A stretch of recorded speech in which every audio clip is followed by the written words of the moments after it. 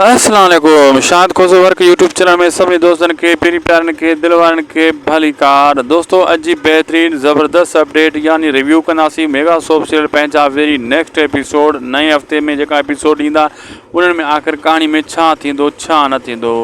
हाणे next episode में छा इहो जेको अकबर खान आहे इन पंहिंजे जेके गद्दार खे पकड़ियो अथई मारे छॾींदो या इन्हनि खे इन खे इस्तेमालु कंदो रावल खान जे ख़िलाफ़ु। दोस्तों थी सघे थो पहिरियों त इहो सभु कुझु भकंदो मां छा छा गुनाह कया पोइ मतां मारे छॾे इन खे अकबर खान न त या वरी हीअं कंदो इन खे रावल वारनि जे ख़िलाफ़ु इस्तेमालु कंदो। अहिड़े हिसाब जी कहाणी अगरि इन खे ॿुधाईंदो। ऐं दोस्तों ॿियो त हिकु वरी जेको आहे उन्हनि जे ख़िलाफ़ु रावल वारनि खे फसाए इस्तेमालु करे पोइ अकबर खान मथां इन्हनि खे पूरो करे। बाक़ी जेको आहे तमामु जल्द दिलावर सूरत सां निकाह कंदो ऐं शर्तूं इहे क़बूल कंदो जेको सांवल लिखी ॾिनियूं आहिनि। ऐं होॾां जेको आहे दोस्तों शेर वारनि खे अंदाज़ो लॻी वियो आहे सांवल असांखे सम्झी वियो आहे। हाली फ़िलहालु हू रावल वारनि खां इन बंगले खां हेॾां होॾां ॻोठ खां परे रहंदा। नेठि ही बि को न को वार करण जी पूरी कोशिशि कंदा।